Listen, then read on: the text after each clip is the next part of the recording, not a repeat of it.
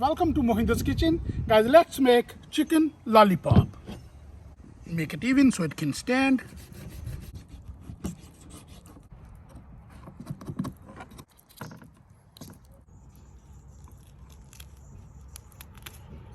Pull it down.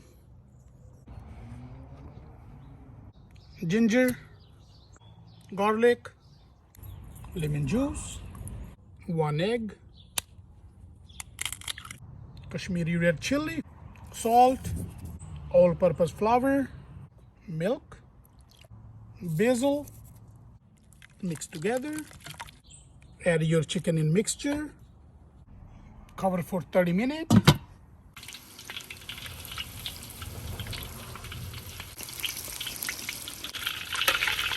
Time to take it out. Oil, onion, ginger, garlic, tomato paste, soy sauce, chili sauce, ketchup, fenugreek.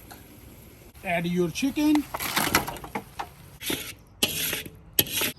salt, and we're gonna cook 2 to 3 minutes.